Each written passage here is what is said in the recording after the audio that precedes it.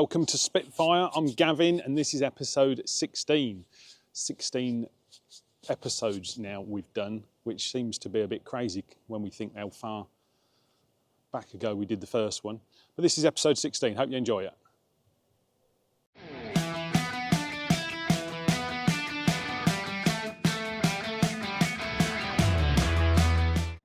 Let's have a quick catch up of where we are in the workshop and where the lads got to last week while I wasn't here.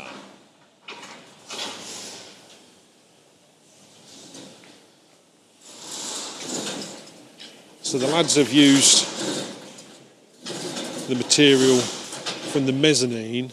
They've made a steel rack, and that steel rack is going to go outside in the yard. All the obscure size material that we don't use a lot of, that's going to sit over there. So all the material that we've got is kicking around the yard down here. There's some offcuts of the channel here that we used for that big shredder a few weeks ago. There's some of that left over. There's various different lengths of channel all laying down here, so we're going to have a tidy up of that, and we're going to get rid of all of that on that racking. And that racking is going to sit up against this wall so we can get the forklift to it. Scrap skip's being moved over the other side of the yard. So that will go over here. And then the plan is that that fence line there is all going to get took out to open it up a little bit, so we're in there.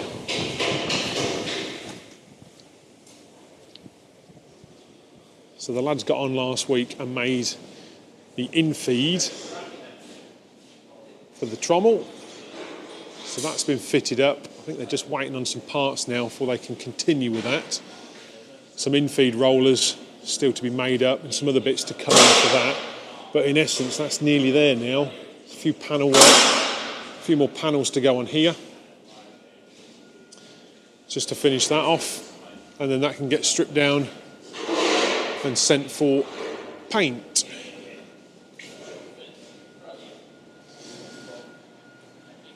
We've got some sections here that have been folded. These are going to be for the pallet conveyor, and that's now started to be made. Got to crack on with that because install is next month for that, so we need to crack on with that. Some of it has already been made over here. Got some more panels down here that have been folded for it, and some more just here, and this is it made up. So the chain that I showed you in a previous episode is going to run in this channel here, and we'll come around here on the end. These have been machined in-house by Colin, and the chain will run across the top, around that roller at the end, and come back to an idler that's attached on that bolt in there. So the chain will run around here, go down, around another sprocket, come up, and around another sprocket here, which is that one in there. And then there's 3 of these sections all to create a unit, and then the gearbox will sit here on the outside, and that's the driven shaft. So the shaft that goes through there that has the sprocket on it is the driven shaft. So these have now started to be made up.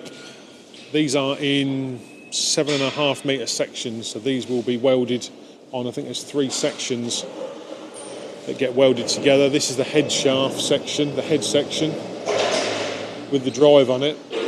And then there's 2 more bits of these, I think, that then get welded on and just extend their way along here. On there, got another mini screen box assembled, ready to be put into its frame, which is just there. And Rob is next door putting the conveyor together. So let's have a wander next door and see what he's doing with that. The walkways have been put on the oil screens, so they're nearly ready to go out. JMO's just touching the paint up, finishing off the last few bits on them, and then they will get loaded up, ready to go to site and be installed. Install date on that is still to be confirmed, but we're getting them ready, so as soon as that's arranged we can go and do that. So Rob is assembling the conveyor for that mini screen I just showed you next door. Just putting that together now. So it's made up from 3 sections. You've got a head section, a mid section and a tail section. You've got rollers in the middle and cross beams. This is the driven roller. So we've got this shaft machined with a keyway, and then the gearbox slots on the end of there. So that's being put together. And then these are the drive shafts for what I was just showing you a minute ago on the pallet conveyors. So this will be the driven shaft that fits in that slot at the bottom. The chain will go around these sprockets. As I say, there's 3 of those sections that fit, and that forms the pallet conveyor. So there's 3 chains that move the pallet along. That'll all become a bit clearer when we start assembling this and putting it together. So we've got them done, and then Colin has machined these. These are the end piece that the chain actually goes around. And because the chain is on rollers, the rollers will actually go around this. Let me just take one of these to the chain and I'll show you what I mean by that.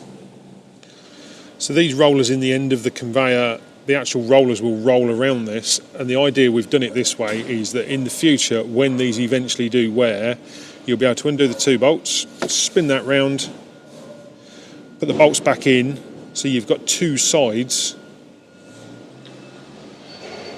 on that before you need to replace these. Now we're not expecting these to wear very quick, to be honest. It's a fairly slow moving chain.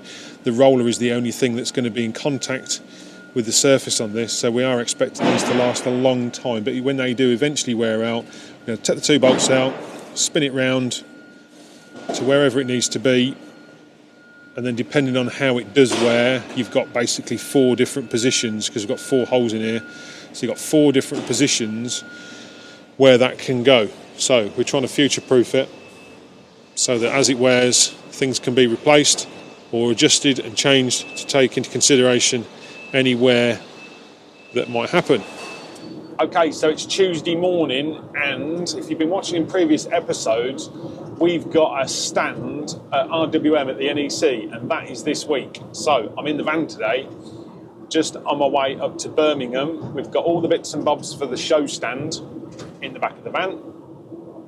Just going to go and drop it all off and set the stand up ready for tomorrow. So we're there tomorrow and Thursday. If you're coming to the show, come and say hello. Or if this will already be out. Can't say that because this will already be out. By the time you see this, the show would have happened. So if you did come and see us on the stand, nice to meet you. So we're there for 2 days. There's me, there's Andrea, there's George, and there's Lauren from the office coming up, and we're going to hopefully meet some new customers, pick up some new inquiries. We did this show last year, and we did quite well, actually. We had some quite good inquiries from the show last year.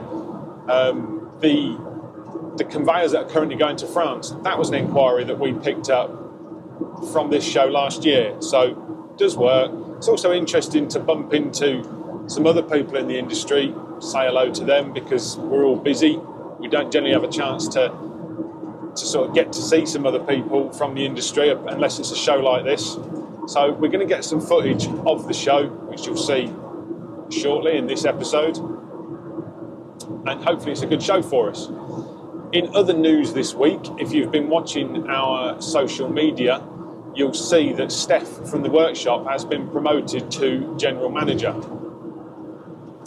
I think we've probably mentioned previously that we were looking for a General Manager. We did interview a few people for this role, and we had some very good candidates. But we felt that Steph in the workshop, who's got a wealth of experience in the fabrication industry, had a chat with him and felt as though some of the things that he was saying about what he would like to do in the business and to push the business forward sort of struck a chord with me and Andrea. and we thought that he was the best man for the job. So Steph started in his role this week. He's got his feet under the table now, and he's cracking on with it. He's having to learn a few different bits and bobs about the business that he wasn't exposed to in the past, but that was no different to anybody else that was going to come into the business. So I wish him well for the future. I think we've made the right decision in Steph, and I've got every faith that he can help us drive this business forwards, because we are really busy at the minute and there's a lot more new stuff coming in all the time, lots of fresh inquiries. We're doing the show to bring in some more inquiries. The YouTube thing kicks in, and that's also bringing in inquiries. So as a business, over the next 12 months, we are seriously going to grow by the looks of it. All the signs are there that this business is going to grow over the next 12 months, and we're going to capture all of it and bring it to you on YouTube. So let's get this up to Birmingham, get the van unloaded, get the stand set up, and we'll probably do a bit of filming while we're there. Okay, so we've got a show set up. Nice new banner that we've got. Another banner over there showing our eco sorter that went out the other week. So we're advertising that quite hard at this show. But we're also advertising everything else that we do as a company. Now, interestingly, some of these stands around here, I know for a fact, there's one that was opposite us last year that was £35,000. How much do you think we paid for this stand? Now, don't get me wrong, it's not the best looking stand here. I'm under no illusions, we're not the best looking stand here. But I'd be interested to know if we spent another 20 grand on this stand, will we bring in another 20 grand's worth of business? So that's the question. How much do you think we paid for this stand? When you look at some of these around here, obviously a lot of money. Answers in the comments. Right. As you can see, today, you look around the show today and you look at it and you think there's no way that this is going to be ready for first thing in the morning. But in a minute, we'll film first thing tomorrow morning and you'll see how it changes overnight.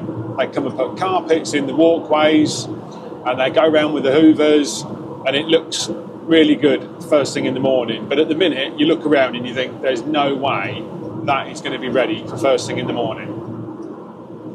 So as I covered a minute ago, you can spend a lot of money on show stands. Now, I wouldn't say I'm tight, I'd say I'm frugal. And I look at shows as something that as a business we need to be there and we need to have a presence. And yes, we do get inquiries from them, and which turns into work, which turns into money. And that's what it's all about. Sometimes you look at some of these show stands and you think, you've spent a lot of money, but what's your return on investment on these? And the way that we look at it is, we've got to be there. It does cost us money to be there, but we have to be there. But if we spent another 20 grand on our stand, would we get another 20 grand in return for it? And that's the $1 million question that you just don't know. And even the people that have probably spent the money, they don't know that either. So we do what we're happy with, fits our budget, and there's 4 of us on the stand, so there's a cost associated with that as well. So it's not a cheap couple of days. So looking forward to tomorrow. Andrea's really pumped for tomorrow. She's really excited because shows is Andrea's thing. She loves getting out and meeting the customers, meeting people, and just full of optimism to see what inquiries we have come, who comes and speaks to us. And who knows, this year now we're doing YouTube, will people come and see us because they've watched us on YouTube? I genuinely don't know. That's going to be really interesting for me. Does anybody come and see us because they've seen us on YouTube? I'm genuinely interested to see how that one goes. So I am now on my way back to the yard. I've got to go to the dentist this afternoon, which I'm not looking forward to. And then see how the lads are getting on in the yard. And then it's show day tomorrow. So we'll probably catch up in the morning at the show. Okay, so it's Wednesday morning and myself and Andrea are on our way up to the NEC at Birmingham. We've got George and Lauren out the office. They're coming up as well. They're following up behind us. So, if anybody's not been to RWM before, it stands for Recycling and Waste Management. And it's a show that's probably been going 20 years now, and I went to it 21st about 20 years ago. And then I felt as though there was a bit of a decline in the show. It started off originally in that with the more processing kit, machines, shredders, screens, that sort of thing. And then I felt as though it went a little bit downhill and become more, every booth was a consultant about something or somebody else selling wheelie bins, so I stopped going. And we exhibited at a show 3-4 years ago, I think now, and it was a show called Let's Recycle, and it was a bit like the old RWM with more machinery based. So we exhibited at that 3 or 4 years ago, and then that show merged into RWM, and we went last year and exhibited at RWM, and sorry, I'm just trying to negotiate a bit of traffic. We exhibited last year at RWM for the first time ever, and we had quite a good response, to be honest. So we've said we'd come back again this year. Now, one thing we are doing this year, because we're now doing YouTube, and I've said before, we don't do YouTube because we want to be YouTube stars. We do it because we want to promote our business and get the phone ringing, inquiries, people can see what we do. They get a feel for us as a company if they want to spend the money with us. So we do it for that reason, and we also do it because I know there's people out there that are genuinely interested in the sort of stuff that we do, the engineering aspect of it, the welding and fabrication, all that sort of stuff. So what we've done at this year's show, we've actually done a short video, which you've probably already seen, and it's specific to the RWM show. Now at the RWM show, we've got some signage there with some QR readers, because ultimately the RWM show is our target audience for our business. So what we want to do is we want to capture some of those people that are coming to RWM as viewers and subscribers to the channel. So in the future, if they're looking for a trommel or a conveyor or a picking on or whatever it is, they can see what we do. It's the whole point of doing it. So if you do see a short video, that's all about RWM. It's an introduction to what we are as a business, and it's going to be genuinely interested to see how many people go into RWM, click on the QR code onto the link, go onto the video, and what they've got to do is they've got to go on the video and put RWM 2024 at the bottom, and they'll be entered into a prize draw. I think it's a £100 voucher and a goodie bag.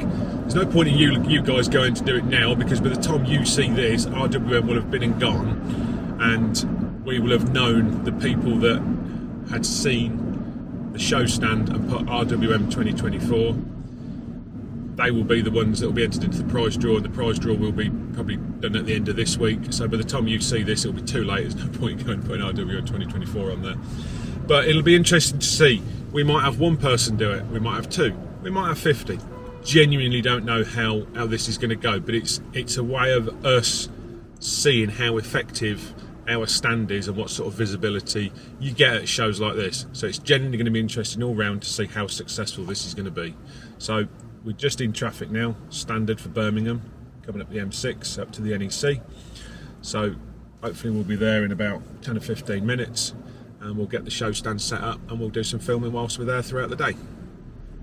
So we're here at the show now, just got set up, I'm here on my own. Show doesn't start for another 20 minutes. Open the door to everybody. Let's just give you a quick look and see what the stand is, and also show you. Remember yesterday I showed you what it was like here. Well, let me show you what it's like now, because as I say, magic happens overnight. The carpet fairies come in and put all the walkways down. So let's spin this around so you can have a look. So you can see now all the pallets, everything's gone. The walkways are all carpeted. And this is our stand.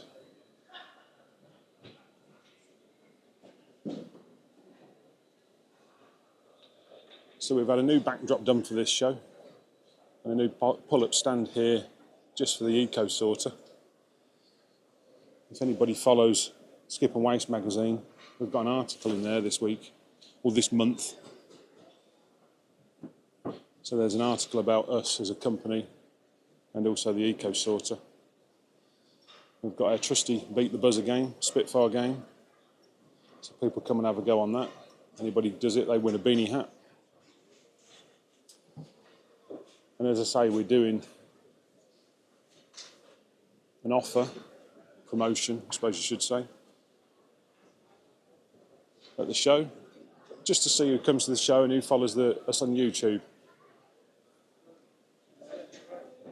So that's us. The doors will be open soon. Let's see how we get on.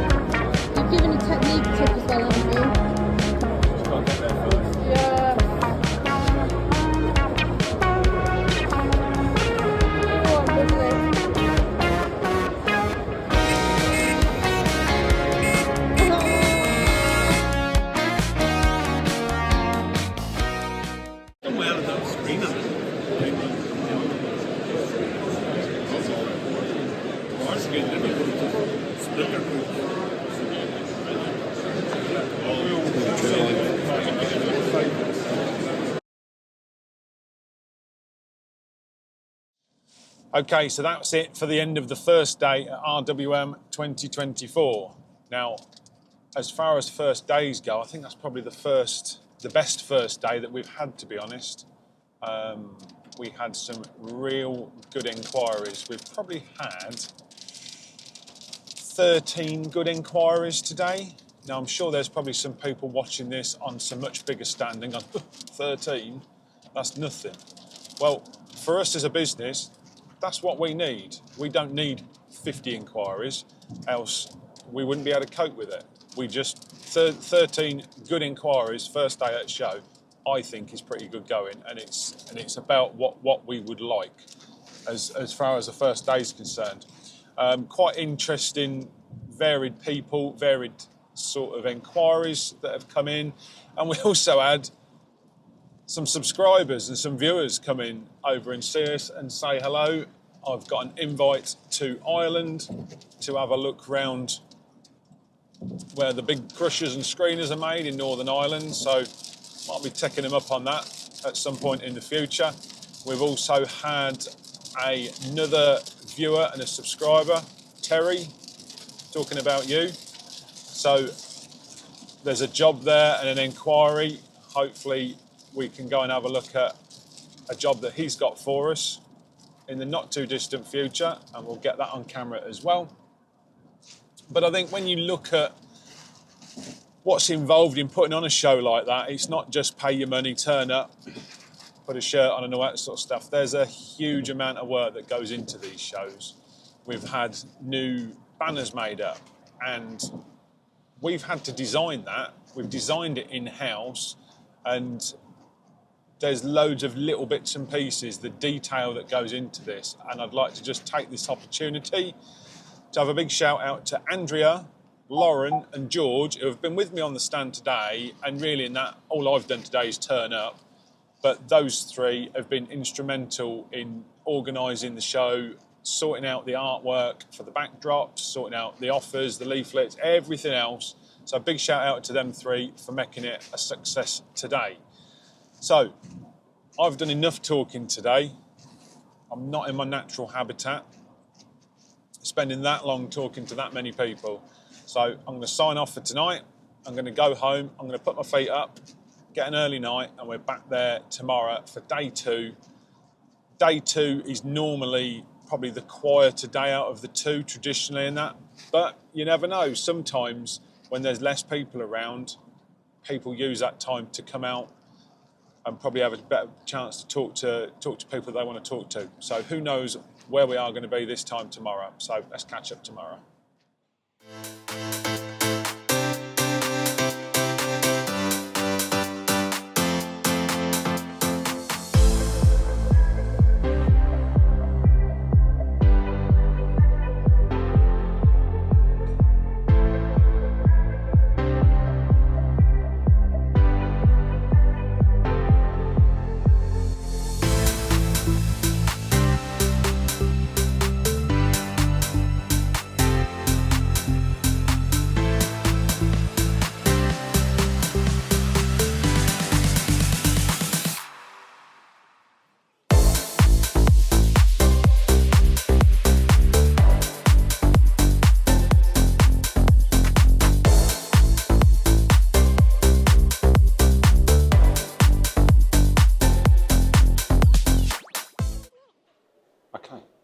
So, day 2 of the show, just before it kicks off, because it is now 10 to 9, and this opens at 9:30, so everybody's just coming back now for day 2 of the show, last day today. I thought I'd better give you a little run round of our stand, because we're quite proud of this. So this backdrop here is a new backdrop that we've done. We've designed this ourselves in-house. We've got all the software for doing the designs on this, and apparently this is vectored. Now, I've no idea what vectored means. I thought that was a Vauxhall from the 90s, to be honest, a Vector. But apparently that's what this has been done. It's been vectored. So we've got the software for doing all of this, and Lauren and Andrea have been doing this. I think they've done a really good job.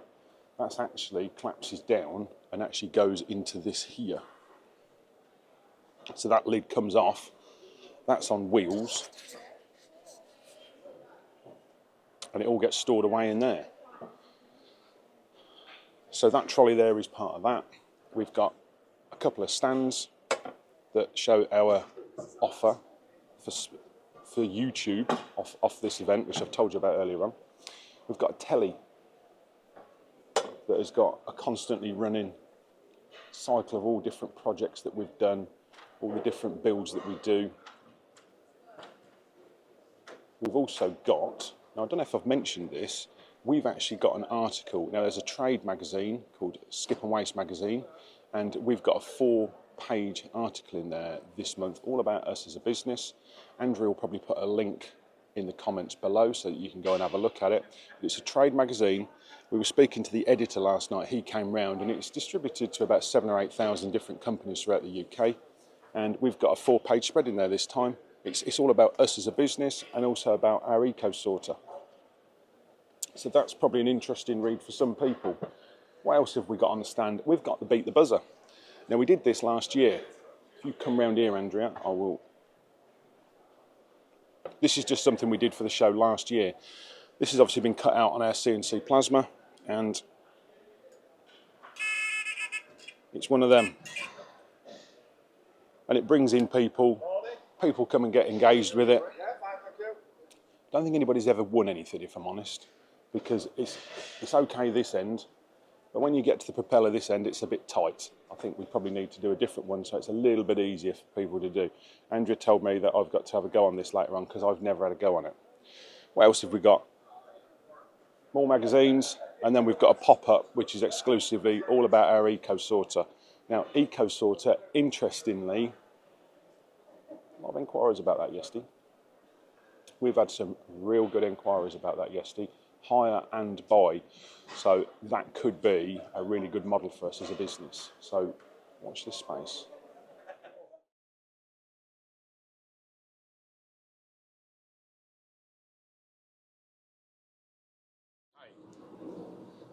So that is RWM finished. I apologise, I did no filming of a walk around at the show.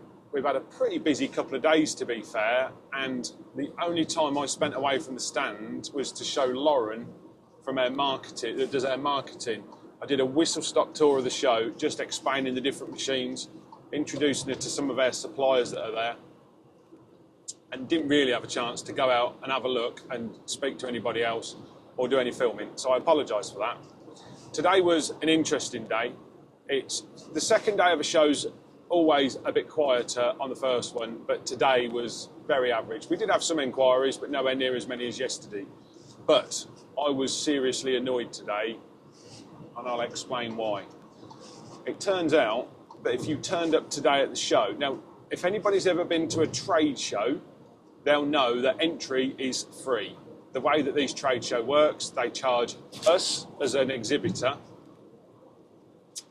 for exhibiting there, and then there's the obligatory £18.95 at the NEC, whichever show you go to. They always get that out of you for parking. But if you're a visitor, you go in for free. Now, it turns out that if you'd have turned up there today thinking you were just going to register and go in, because that's what generally happens, you turn up, you register by giving them your details, and then they've got all your details to then use for marketing. That's the gig. Normally, you fill in your details, they get your ticket, and then you go free of charge. Today, if you'd have turned up, they charge you best part of 50 quid. And talking to some people in there, they knew people that had turned up today, 2 or 3 of them from the same company. So they've paid 20 quid to get in. If there's 2 or 3 of them, that could be up to 150 quid for a few hours to walk around the show. And what they've done, they've turned around and gone home.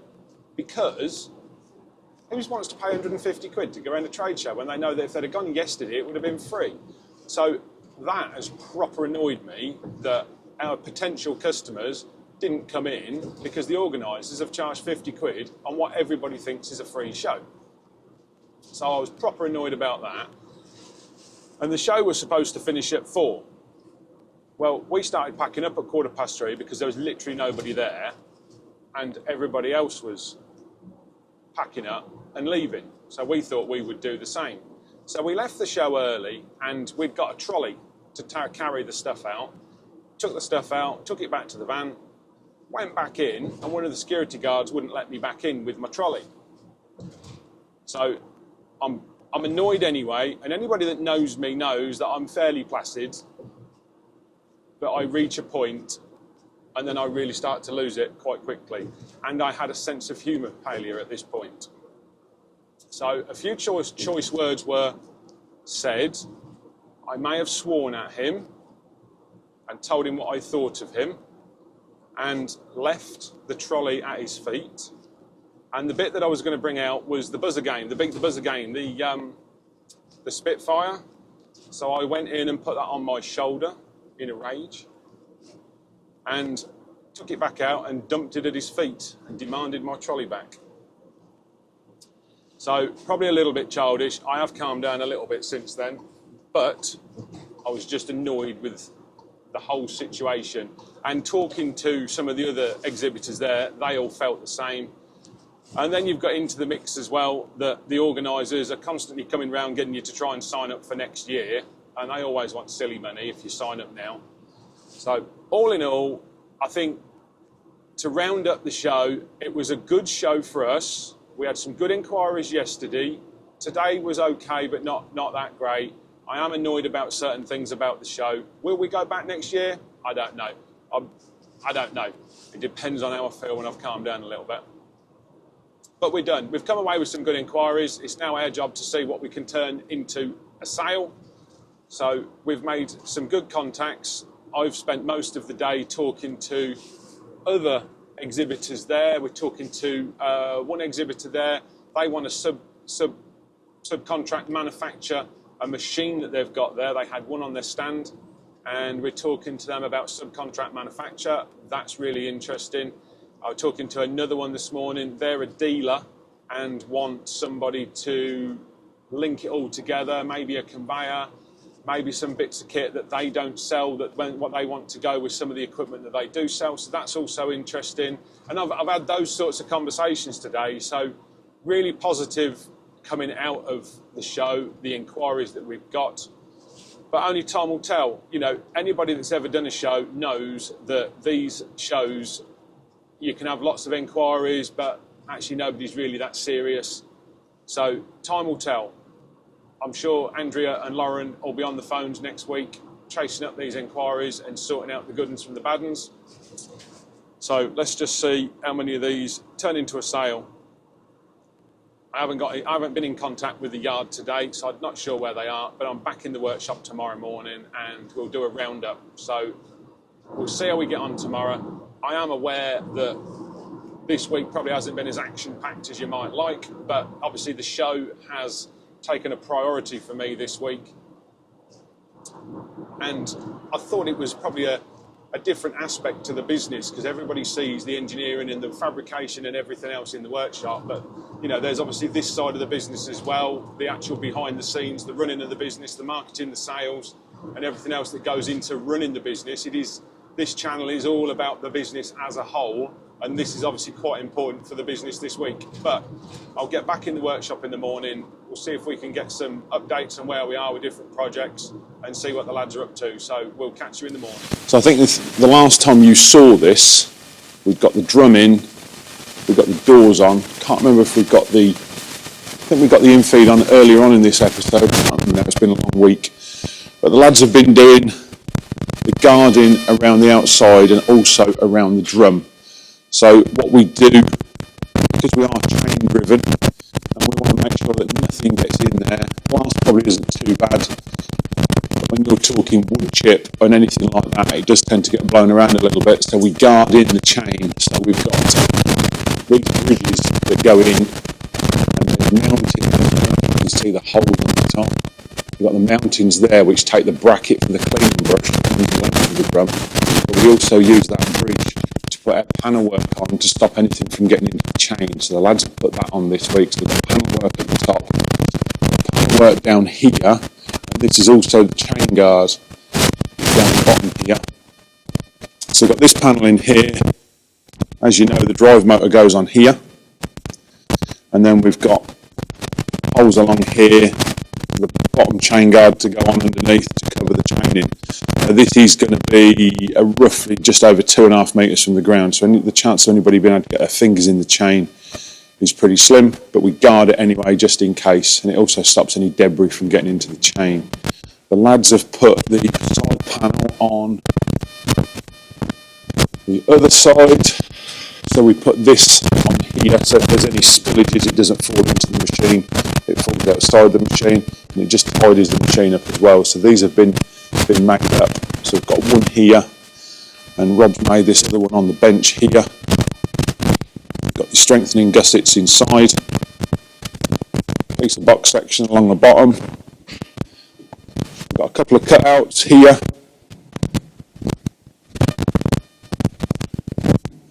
In the bottom, and they line up with the two supporting posts here and here.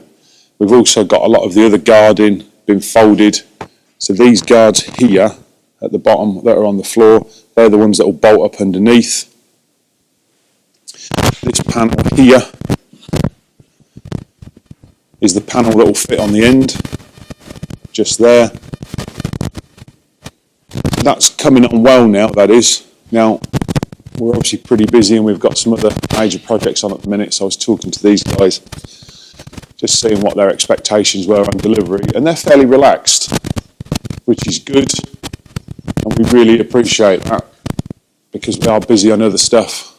We're not going to spin this out for a long time, because we do want to get it down to them, but they're not on our case to get it delivered quick, which is helping us out immensely, so thank you guys for that. We will keep somebody on this and keep it progressing so that we get this to them as soon as possible. So this is coming towards the end of the fabrication phase now. We've still got to put the rollers and everything in there, and then what we do is we set the height of the hopper. When we build these on slots in here, so that the hopper can go up and down. So what we can do is we can assemble it all, and we can bring the hopper down as close to the belt as possible, because we don't want a big gap between the belt and the side of the hopper. So we make it adjustable so that it can come down, and we can fine tune that. And then, as I've said before, that row of holes along the bottom of the hopper there, under normal circumstances, that's where we would bolt the side skirt rubber. But on this, in this application with the glass, that's actually going to be a nylon strip going along there, because I was concerned that with the belt in there moving the glass that way, you get a piece of glass up against that rubber side skirt, it would just rip it all out. So we're going to go for a nylon side skirt on this. Now, I was talking to him yesterday about what material they're putting through this. They've got, I think I said they've got 120 tonnes of toughened glass, mainly out of fridges. So if you think your fridge at home, you've got a glass shelf. They've got a lot of them that they want to put through this. And because it's toughened, if anybody's ever shattered toughened glass, like your windscreen on your car or a patio door, if ever you've managed to smash a patio door, you'll know that the glass actually fractures into really small chips. So what they're going to do with this is they're going to put broke up glass, toughened glass in there, and what's not broke up will go through the trommel, and the trommeling process will continue to break it up because they want it in the smaller chips. So it'll go through. Anything that does come out at the end, which we don't think there'll be a huge amount, they'll just put it straight back through again and break it up even more. But as I've said before, one of the major things about our trommels is the bars inside. Let me just come around here. You probably have a better view then.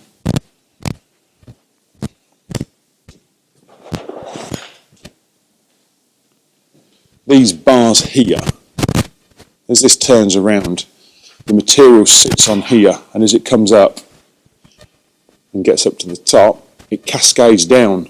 So in essence, this is actually going to break the glass up. It's going to smash it up. So that's really what they want. Some people do trommels without these internal bars in, and it's smooth drum inside. And depending on the material, sometimes the material just skids along the bottom, which we've never done because I don't think that's the right way to do it personally. I suppose it depends on the application and what your preference is, but we've always done it with these internal bars, so it tumbles the material, breaks it up, and we think we get a better product out of this. So that's where we are with that. That's the latest update on that, and we're sort of getting close on that now. I've been working away this week, making these sections up. These sections are going to be for the chain section of the pallet conveyor system that we're doing. He's got these all made up now. Got some more over here. So they're all done. The frames that Steph made up the other week, they're outside. They're now going to come in, and these are all going to get fitted up. There's some more on here. So there's three of these sections per conveyor. So you've got that one is the driven section, because as I've already explained, the drive shaft goes in the bottom there. There's three of them together, so there'll be 1, 2, 3 chains.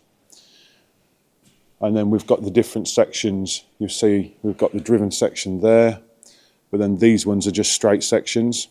So we've got 3 chains deep, and then we've got 3 sections, 1, 2, 3, to make them 7 metres long. So that would be one complete chain section, and there's 3 of those conveyors that just take us along the top of the building. And then we're going to go through a 90-degree transition, and then there's a roller bed conveyor, which the parts of that are cut, and I think they might be folded somewhere as well. And they're a relatively easy conveyor to put together. That's just folded, a little bit of fabrication, and mainly assembly with some rollers. So this is heavy on fabrication, this section, but the rest of it is relatively straightforward. A job that's been lingering in the back of some of our shots is this recovery truck here, and it was brought into us months ago, and the customer wasn't in a particular rush because he hadn't found another truck, so it was on the back burner as a job that we got round to when we could, and I think he's now found another truck, so it's brought it forward a little bit, so it's juggling priorities at the minute. So the job on this came into us, got a truck, wanted it putting on a new chassis, and the checker plate underneath, I don't know if you can see it really, checker plate underneath was all corroded, and some of the outriggers were a little bit corroded. So the plan was to take the checker plate off. We were replacing the checker plate anyway. And we were just going to replace the damaged outriggers, but we didn't know how bad it was going to be until we actually got it off. Well, Steve spent a bit of time trying to take the checker plate off, and the more and more you get into it, the more and more you can see the corrosion, and that's proper wrecked. So we've just been looking at it, working out what the best way forward is on this. And we've decided that the best way forward, the most economical way forward, is to actually just make an entire new body for this. Now this is what they call a tilt and slide bed. Bit of a job to explain, but if you think you've got the truck, it's a flat bed on the truck. And what it does, the body itself will slide out and then tilt up. You'll drive a car on, it'll come back flat and slide forward. So what a lot of the recovery guys use for picking up cars. And then on top of this one is another frame, which is this here. And then that sits at the top, so you can have a car on the bed and another one above it. Now, if you've not worked out already, this is actually upside down. We've took it off, flipped it upside down, just so we can cut all the welds underneath. But as I say, we've started work on it, and it's just not, to actually repair this is quite a big job. It's actually going to be quicker and possibly cheaper to make a new one. So we'll probably feature this in future episodes because there's a lot of fabrication to go in this. Archie and Steve are just measuring up at the minute, just working out what materials we're going to need for it. Just having a measure up. And the beauty of this job is we'll make this in the workshop, but all the measurements are here. We're not going to need George to do a drawing for this because they can just come outside, take the measurements off of this original one, and they can just make it up so it's identical to this. Now the bits we are going to salvage on this inner frame here slides inside the channel. I say it's a tilt and slide, so it slides in the channel. So this inner bit we are going to keep, and we are going to shot blast. We've got our own shot blaster. So we'll shot blast that and replace any corroded bits that there is in there. So we'll salvage that inner bit, but the rest of it, so this channel, got that channel there and the same the other side, and the entire bed we're probably going to salvage. We may salvage this headache rack on the front, purely because the top part there, it's got little rollers on the end, as you can see down here. Now they're worn, they need new ones. But those rollers actually fit inside the channel in here. So that channel there, and they've got a little bit of surface corrosion, but they're not too bad. But I'm not sure we've got the bottom tooling to fold that thickness that close to the end. We'll have a look at it. If we can, we will, but if not, we'll salvage this and probably just zing it off there and there, shot blast it, tidy it up, and probably reuse that headache rack off of there. But apart from that, the deck itself will be new. The top lift will be new as well. And then customers, like I say, customers got a new chassis. He's bought an identical truck. Apparently this truck's done over 1 million kilometres, which I think if you've done 1 million kilometres in an Iveco, you must be a proper trucker. So he's got a new chassis, identical apparently to this. It's having a new PTO, which if anybody doesn't know, this is obviously a hydraulically driven. The truck itself, as standard, might not have any hydraulic output on it, so you have what's called a PTO on it, which is basically a pump that is attached to the gearbox. Is operated on like an air system, like a clutch in effect, which kicks in. So the gearbox then drives the pump and it powers all the hydraulics on here. If you look at grab lorries, high-ab trucks and all that sort of stuff, even the big bulkers on the road that tip up, they've all got what's called a PTO on there, and it's basically an auxiliary service that you can fit to a truck to give yourself hydraulic power to power whatever you've got on the back of it. So this will feature quite heavily in future episodes as we put this together. We'll try and get some nice time lapses of the actual fabrication of this. But like I say, the lads are having a measure up now, see what material we need. We'll get that ordered and we'll get cracking on with this. We are about to spin the wheel from RWM entrances from our competition last week at the show. So let's see who wins.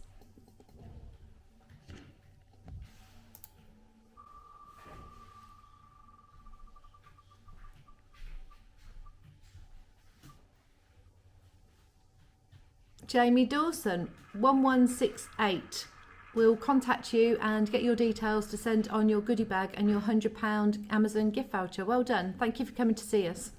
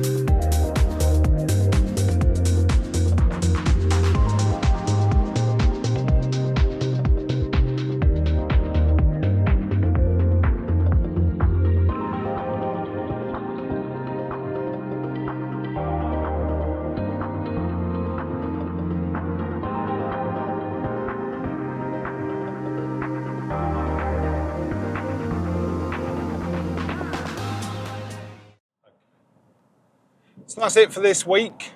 Hope you've enjoyed it. Please like and subscribe, all the usual stuff. Leave your comments. And what are we up to next week? Back in the yard next week. I've got quite a busy week in the office, but the lads are cracking on in the workshop next week on that pallet conveyor and the May Glass trommel and some other bits and bobs. So we'll catch up with you next week. Here we have a lesser spotted Gavin, Spitfire Engineering. Drinking coffee. Sorry? Just drinking coffee just to wake me up because yesterday was a long day. Drinking coffee to wake you up. Just had a quick walk around. Pre-show view of what goes on. Go, go, go. Go, go, go. Okay, so that's the stand setup at the show.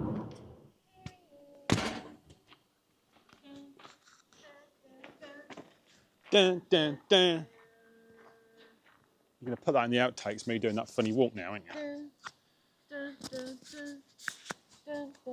The eye of the tiger.